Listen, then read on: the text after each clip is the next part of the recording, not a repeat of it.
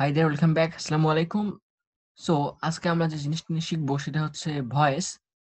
Voice হচ্ছে আমাদের ট্রান্সফরমেশনের অন্যতম একটা পার্ট। এটা মোটামুটি ভাবেই ক্লাস 6 to 12 সব ক্লাসেই থাকে। সো আসলে আজকে আমরা সেই ভয়েস নিয়ে আলোচনা করব। তো ভয়েস জানার আগে যেটা আমাদের জানা দরকার সেটা হচ্ছে ভয়েস কাকে বলে। তো বাংলা যদি বলি, ক্রিয়া প্রকাশের ভঙ্গিমাকে বলা হয় ভয়েস। অর্থাৎ আমরা যে ক্রিয়া বলতে কাজ, তো কাজ করার যে ভঙ্গিমা সেটাকে বলা হয় হচ্ছে ভয়েস। ভয়েস প্রধানত দুই প্রকার: active voice and passive voice. So active voice কোনটা, প্যাসিভ ভয়েস কোনটা? অ্যাক্টিভ ভয়েসের ক্ষেত্রে কর্তা মানে সাবজেক্ট সরাসরি কাজে যুক্ত থাকবে। অর্থাৎ এই অ্যাক্টিভ ভয়েসের ক্ষেত্রে সাবজেক্ট বা কর্তা নিজে সরাসরি ক্রিয়া সম্পন্ন করে, সেটা হচ্ছে অ্যাক্টিভ ভয়েস। যেমন এখানে এক্সাম্পল যদি দেখি, আই ইট রাইস। তো এখানে সাবজেক্ট আমাদের কিন্তু একদম, এটা হচ্ছে একদম মানে সরাসরি কাজ করছে, সেটা বোঝাচ্ছে আই ইট রাইস। আর প্যাসিভ ভয়েসের ক্ষেত্রে হয়, এক্ষেত্রে সাবজেক্ট নিষ্ক্রিয় থাকে এবং অবজেক্টটা সক্রিয় থাকে। অর্থাৎ কোনো সেন্টেন্সে সাবজেক্ট বা কর্তা নিষ্ক্রিয় থেকে অবজেক্ট দ্বারা কাজ সম্পন্ন করা বোঝালে তাকে প্যাসিভ ভয়েস বলে। তো আসলে কিন্তু অবজেক্ট দ্বারা কাজ সম্পন্ন হয় না, কিন্তু সাবজেক্টকে নিষ্ক্রিয় রেখে অবজেক্ট দ্বারা কাজ করা সম্পূর্ণ বোঝালে তখন সেটা হবে কি, প্যাসিভ ভয়েস। যেমন rice is eaten by me, এখানে খাওয়ার কাজটা কিন্তু আমি করতেছি, মানে আই যেটা সেটা। তো রাইস, এটা ছিল আমাদের অবজেক্ট বা কর্ম যেটা। Rice is eaten by me, এখানে সাবজেক্ট আমাদের নিষ্ক্রিয়, মানে ভাত আমি খাচ্ছি, এরকম একটা, আমি ভাত খাই বা ভাত আমি খাচ্ছি, এরকম কিছু জিনিসটা। তো এটার আগে আমাদের যেটা জানা দরকার সেটা হচ্ছে সাবজেক্ট এবং অবজেক্ট। তো সাবজেক্ট মোটামুটি সবাই চিনি, তো অবজেক্ট নিয়ে মাঝে মাঝে ঝামেলা হয়।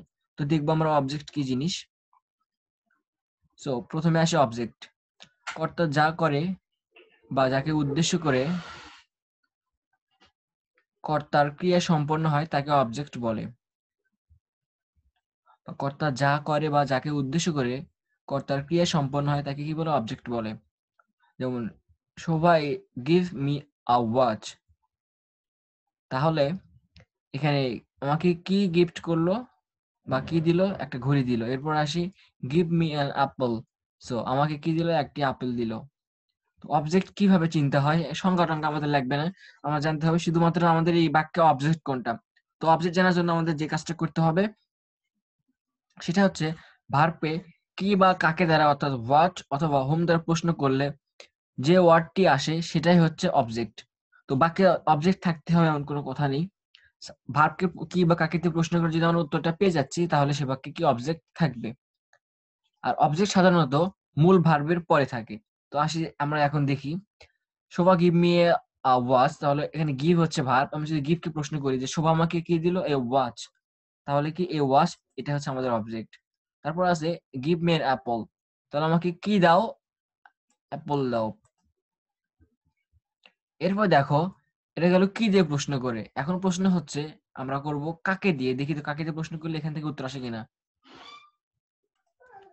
সো আমরা যদি এখানে এখন শোভা এই ভার্বকে, যেমন গিফটকে যদি আমরা কাকে দিয়ে প্রশ্ন করি, শোভা কাকে একটি ঘড়ি দিল, তাহলে কি শোভা আমাকে ঘড়ি দিল। কাকে দিয়ে উত্তর করলে আমরা পাচ্ছি উত্তরটা কিন্তু মি, তাহলে মিও হচ্ছে এখানে কি, অবজেক্ট। সো এরপর আসি give me an Apple. So এখানে যদি আমি গিভ কে প্রশ্ন করি, আমাকে এখানে হচ্ছে কাকে কাকে আপেল দিতে বলতেছে, আমাকে।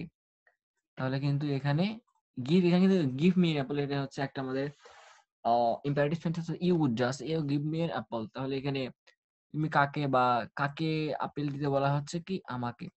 তাহলে কিন্তু আমরা কি বা কাকে দিয়ে অবজেক্টটা পেয়ে যাচ্ছি, এবং একটা বাক্যে দুইটা অবজেক্ট থাকতেই পারে, কারণ আমরা কি দিয়ে উত্তর পাচ্ছি, কাকে দিয়ে প্রশ্ন করে উত্তর পাচ্ছি।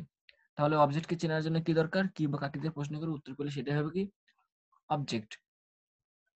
সো এখন দেখবো যে রুলস অফ চেঞ্জিং ভয়েস, অর্থাৎ এই ভয়েস চেঞ্জের ক্ষেত্রে আমরা সাধারণত কি কি পরিবর্তনটা করে থাকি।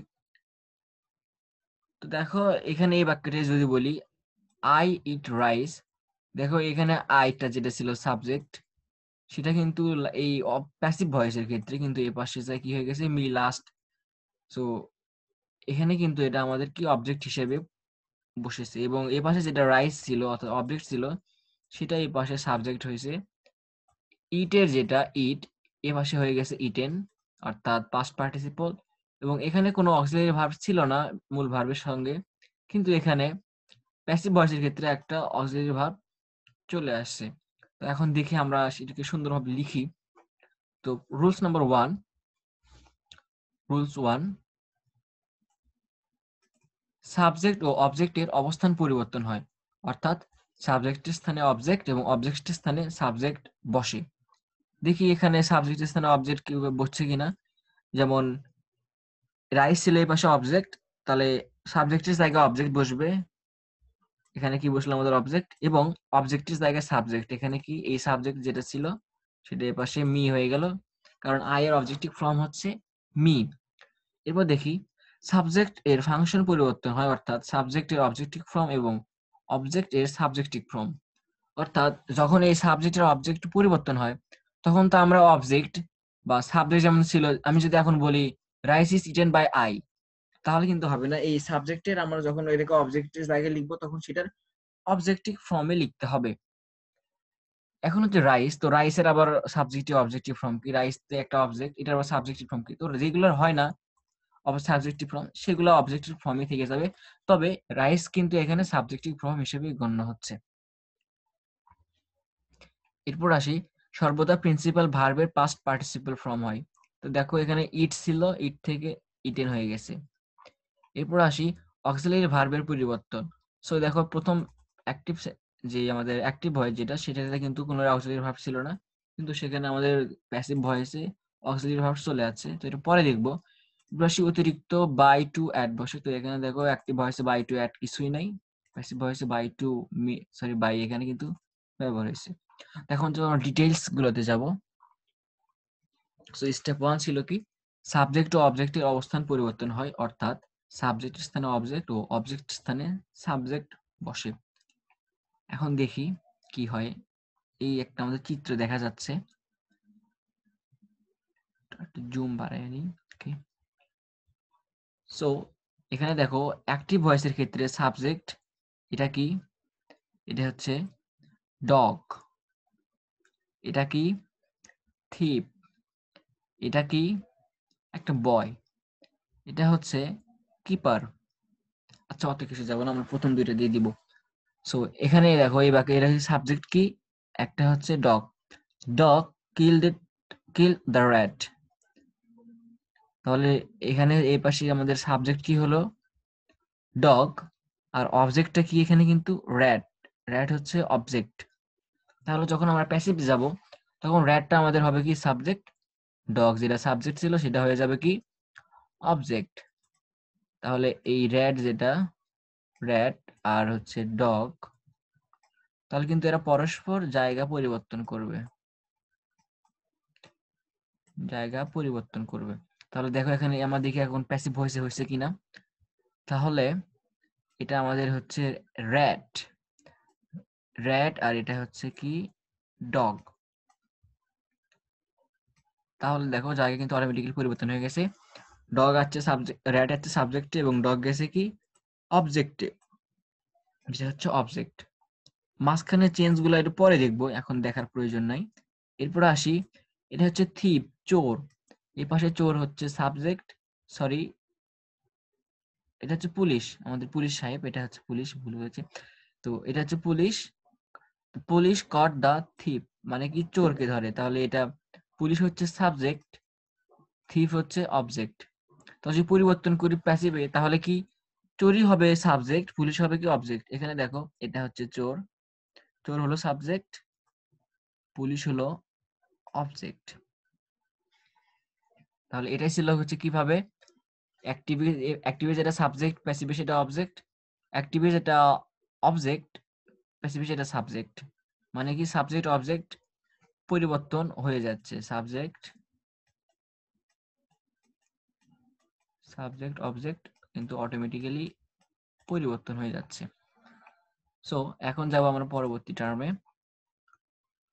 Clear all. সো দেখো এখানে এখন আমরা এক্সাম্পল লিখেছি, হি টিচেস আস। তাহলে হি আমাদের এখানে সাবজেক্ট, আস হচ্ছে কি? অবজেক্ট। তাহলে আজকে যদি সাবজেক্ট করি উই, তাহলে আসের সাবজেক্টিভ ফর্ম কি হবে? উই। আর হি এর অবজেক্টিভ ফর্ম কি হবে? হিম। তাহলে সেই হিসাবে আমরা কিন্তু we are taught by him সেই হিসাবে লিখেছি। এরপর স্টেপ 2, স্টেপ 2 তে ছিল সাবজেক্টের ফাংশন পরিবর্তন হয়, অর্থাৎ সাবজেক্টের অবজেক্টিভ ফর্ম এবং অবজেক্ট এর সাবজেক্টিভ ফর্ম বসে। এখন দেখি পার্সন অনুযায়ী। তো দেখো, সাবজেক্ট অবজেক্ট আই, এর অবজেক্ট মি, উই এর অবজেক্ট আস, ইউ এর অবজেক্ট ইউ, ইউ এর object you, he she it এর অবজেক্ট হিম হার ইট, অর্থাৎ হি এর অবজেক্ট হিম, শি এর অবজেক্ট হার, ইট এর অবজেক্ট ইট, দে এর অবজেক্ট কি? দেম। তাহলে এগুলা হচ্ছে subject I, we, you, they, he, she, it এর সাবজেক্ট ফর্ম, এবং me, us, you, him, her, it, them এগুলা হচ্ছে কি অবজেক্টিভ ফর্ম। এখন আমরা দেখি যেটা বললাম, তাহলে হি এর অবজেক্টিভ ফর্ম কি হবে? হিম, আস এর সাবজেক্টিভ ফর্ম উই। এরপর আসি স্টেপ 3, সর্বদা প্রিন্সিপাল ভার্বের পাস্ট পার্টিসিপল হয়। যেমন he teaches us, we are, এখানে কি টিচেস ছিল, এর পাস্ট পার্টিসিপল করলে হবে কি টট, টিচ টট টট। এরপর আসি স্টেপ 4, তো এখানে ছিল অক্সিলারি ভার্বের পরিবর্তন। সো অক্সিলারি ভার্ব কোনগুলো আগে সেগুলো জানা দরকার। কি হয়েছে? হি টিচেস আস, তাহলে we are taught by him, এখানে কিন্তু একটা অক্সিলারি ভার্ব অলরেডি চলে আছে, তাহলে এটা কি পরিবর্তন বলাই যায়। সো তার আগে জানি আমরা যে অক্সিলারি ভার্ব যেগুলো ছিল আমাদের সেটা। তো অক্সিলারি ভার্ব হচ্ছে যেমন বি ভার্ব কোনগুলো? অ্যামিজার, যেটা বসে প্রেজেন্ট টেন্সে, এবং ওয়াজ ওয়ার, যেটা বসে পাস্ট টেন্সে, মানে past indefinite, sorry past continuous. কিন্তু এই টেন্স গুলা বি ভার্ব যেটা অ্যামিজার, ওয়াজ ওয়ার, এগুলো বসে হচ্ছে প্রেজেন্ট কন্টিনিউয়াস এবং পাস্ট কন্টিনিউয়াস। তো টেন্স দেখলে আমরা বুঝতে পারবো। এরপর আসে কি হ্যাভ ভার্ব। হ্যাভ ভার্ব কোনগুলা? অক্সিলারি ভার্বের মধ্যে হ্যাভ ভার্ব হচ্ছে হ্যাভ, হ্যাজ, হ্যাড। এরপর আসে modal auxiliary. So modal auxiliary verb কোনগুলা? Can, could, may, might, shall, should, will, would, had to, ought to, is going to, am going to, are going to, so whatever. এরপর থাকে semi modal. Semi modals কোনগুলা? Need, dare, used, এগুলো কি semi modal.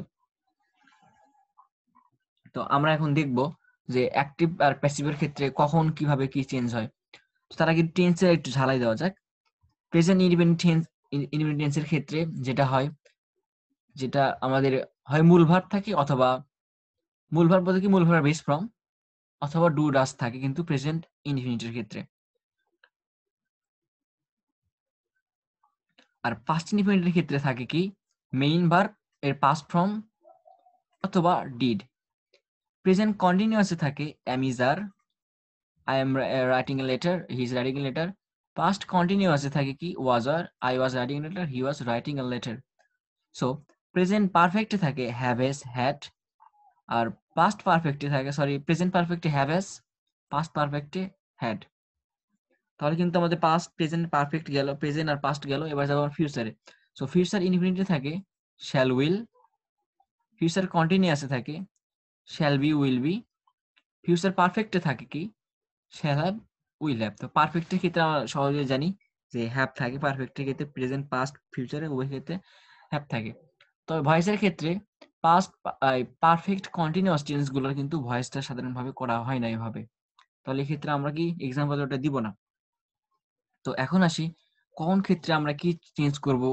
তো এই auxiliary verb যেটা, সেটা হচ্ছে বাক্যে যদি মেইন ভার্ব যেটা, যদি শুধুমাত্র মেইন ভার্বই থাকে, এই অক্সিলারি ভার্বের ক্ষেত্রে আমরা এই প্যাসিভের ক্ষেত্রে আমরা একটা অতিরিক্ত এক্সট্রা করে অক্সিলারি ভার্ব যদি না থাকে, তাহলে অতিরিক্ত অক্সিলারি ভার্ব এনে বসবে। আর যদি থাকে একটা, তারপরেও তার সাথে আরেকটা অতিরিক্ত ভার্ব বসে যাবে। সেটা কেমন? দেখো, আমাদের যখন মেইন ভার্বের বা মেইন ভার্ব বেস ফর্ম যখন ডু ডাস, এখানে কিন্তু আমাদের হচ্ছে মেইন ভার্ব আছে, অথবা মেইন ভার্বের জায়গায় কি আমাদের ডু ডাস আছে, তখন আমরা প্যাসিভের ক্ষেত্রে কি করব? এম ইজ আর বসিয়ে দিব। কারণ এই ক্ষেত্রে আমাদের কিন্তু ভার্ব, অক্সিলারি ভার্ব কিন্তু নাই।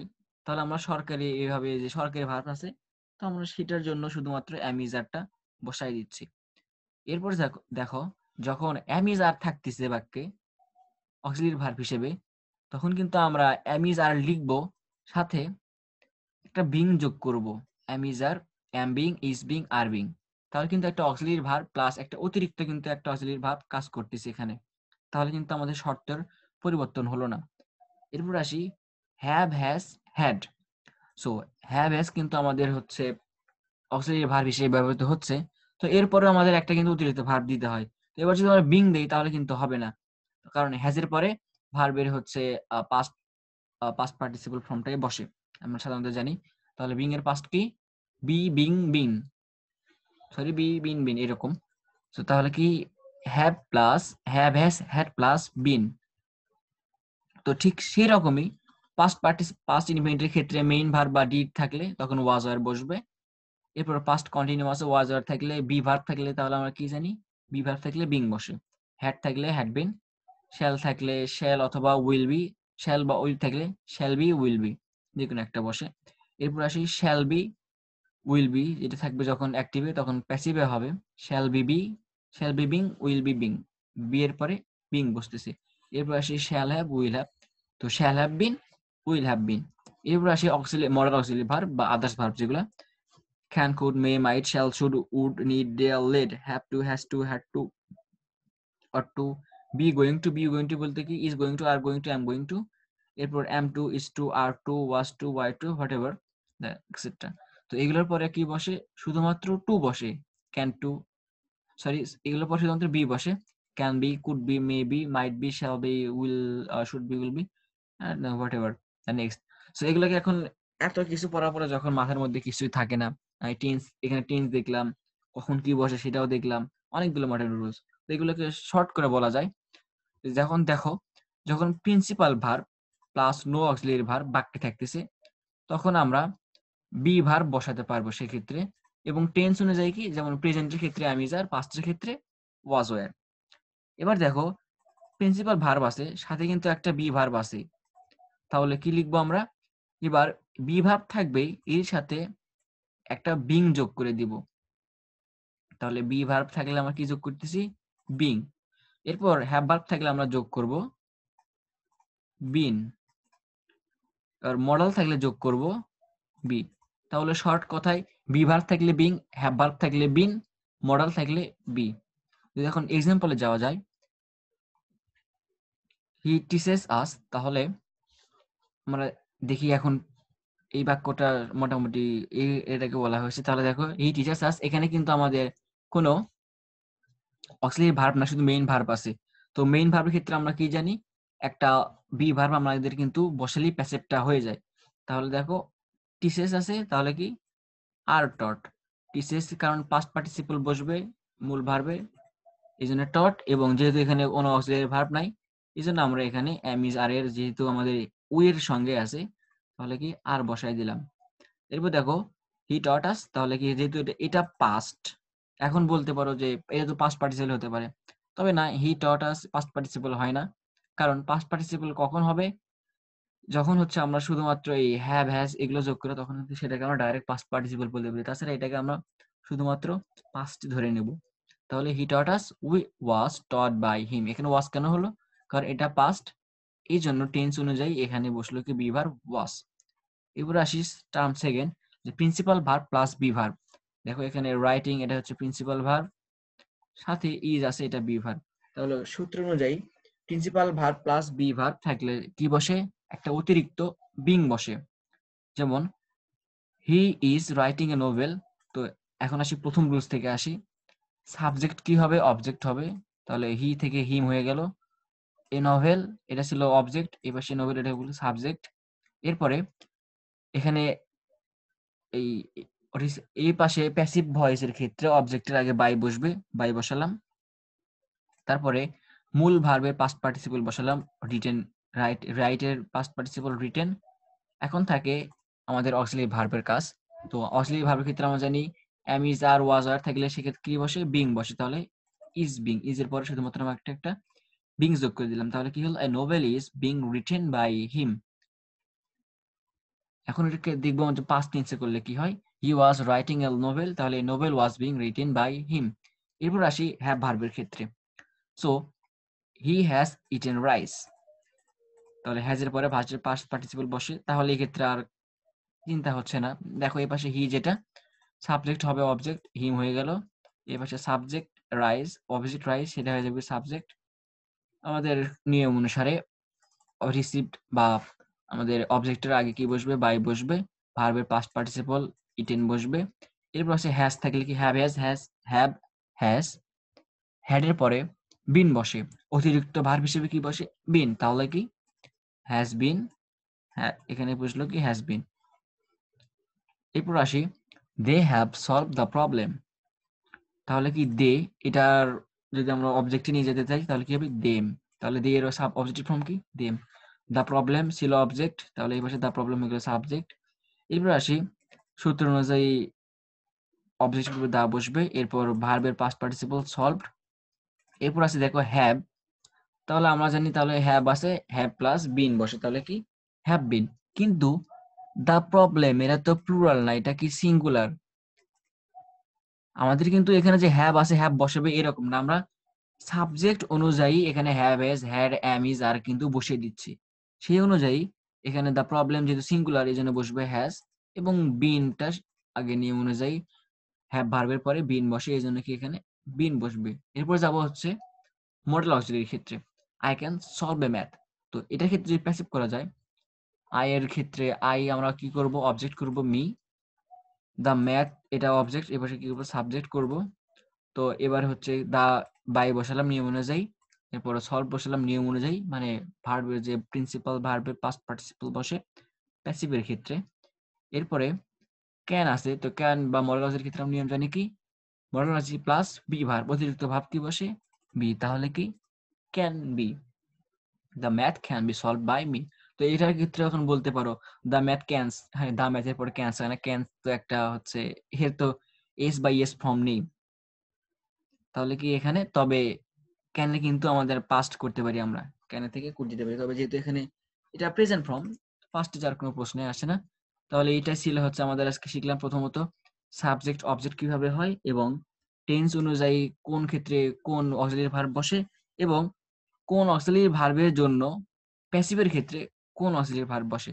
তো এটা ছিল আজকের ক্লাস। এরপরে ক্লাসে আমরা part by part assertive, interrogative, imperative, exclamatory সেন্টেন্সের ক্ষেত্রে ভয়েস এবং typical type voice type by type শেষ করবো ইনশাল্লাহ।